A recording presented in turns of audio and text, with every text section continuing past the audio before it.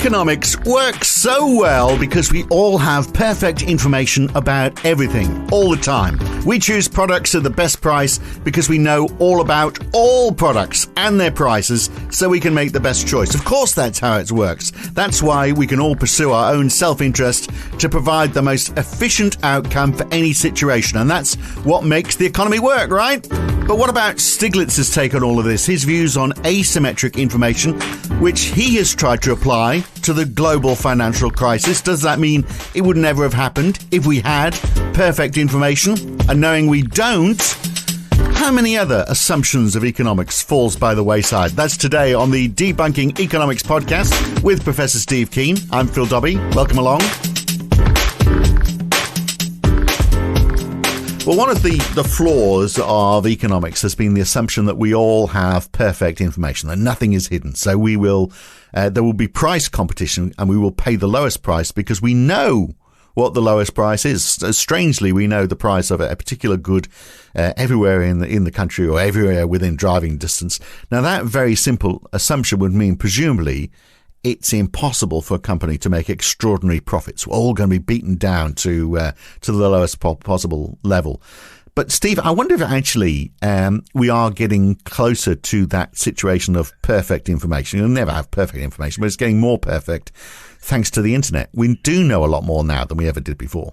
Well, the whole notion is nonsense. I mean, I've got to go back in my days as a university student, and I must remember when I first got told the assumption of perfect information.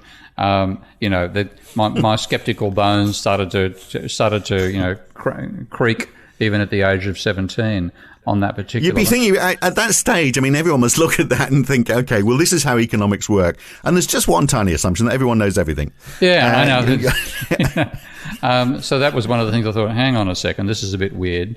And this is the whole idea. It gives them what they call horizontal demand curves. So they argue that a perfectly competitive firm as a price taker. That's the argument they make, because if they drop their price below what the market price is, then they'll get infinite demand. And if they raise it above the market price, they'll get zero demand. So therefore, you've got this straight line that says that that's the price a competitive firm prices at. And I still remember my sort of innate skepticism about that. And then some years later, I realized that, well, that is actually mathematically, not just logically, but mathematically incompatible with the idea of a downward sloping market demand curve. Because if you have a market demand curve which slopes down and you zoom in on any particular small section of it, then it has to slope down as well. And instead, this says if you zoom in on a small bit of a downward sloping line, you'll find that it's horizontal. No, you won't. You'll find you're talking to an economist. But anyway, the way that the idea of asymmetric information came about was to say, well, let's relax this crazy assumption and say we have information asymmetry, and that explains everything that goes wrong with capitalism. So everybody knew everything, then they would work as the textbook describe it. But because people don't know everything, then there's asymmetric information, and that leads to the possibility of individual gains at the expense of others, and so on. But it also means that in the introduction, talking about it would be very difficult for a company to say, well, we're going to make extraordinary profits. Everybody presumably would be on the minimal profit you could make to survive, because the net margins would be squeezed by the fact that everybody knows so much, so they'll go to the cheapest. So we'll have price competition. Yet, if you look at the S&P 500 companies, their net margins have gone from around 8% in the 50s to the turn of the century, and then they've sharply increased to the point where just before the pandemic they were up to 15%, and if you look at EBIT margins, they're up to 21%. So we are, and obviously that's because we're moving from manufacturing to services orientation more in those top companies. But it doesn't matter. Same thing applies, doesn't it? Whether it's a good or a service, if you've got perfect information, you wouldn't be able to sell for more, because everyone would know what your competitors were doing and they'd squeeze you down to the minimum. This is one of the points where you can have what sounds like an intelligent conversation about nonsense. Okay. I'm very good at that. That's my specialty. Well, economists are better than you are. That's their specialty. But it's framing the whole debate in a way that simply doesn't make any sense at all. Because what this all implies, and it's all based on the concept that firms face rising costs as they increase their output level. And this is what's called their marginal cost. So the cost which is supposed to determine the amount they supply is the marginal cost. How much does it cost to produce the very last item you sell? And that is what determines the supply price that people are able to charge. And when you look in the real world, you find that rather than the cost of the last item being sold rising, the cost of the last item being sold falls. And the whole idea that you can actually price at marginal cost is empirically impossible. And the best example is computer software itself, because what's the marginal cost of another downloaded copy of Windows 11? Nothing at all. Yeah. So it'll be a few cents because there's a bit of electricity involved in the storage. Maybe more than a few cents, but it'd be a hell of a lot less than $130, which is what you end up paying for it. And in effect, if you said, well, I'm only going to pay you the marginal cost, which is the matter of cents, Microsoft would instantly be the world's most bankrupt company. Now, in fact, that doesn't happen.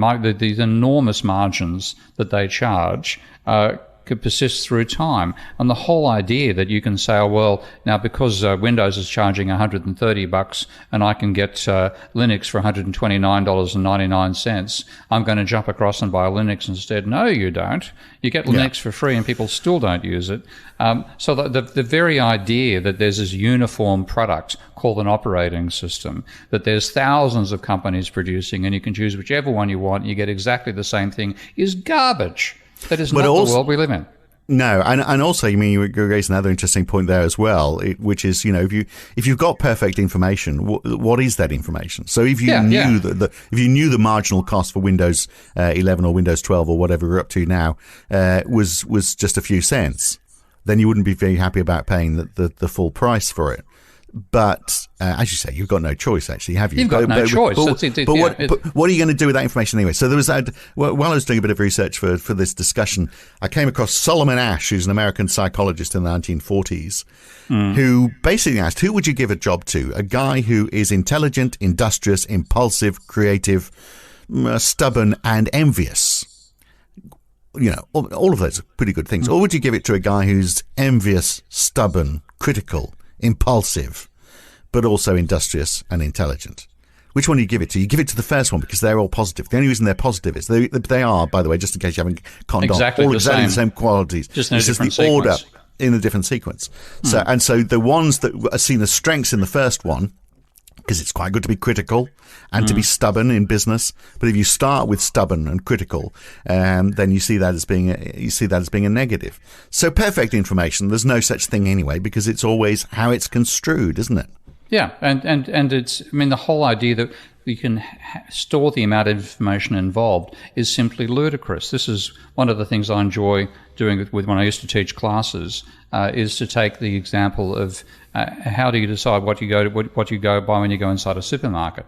And let's say you walk inside a supermarket and you're going to decide whether you buy or not buy one item of everything you find inside the supermarket.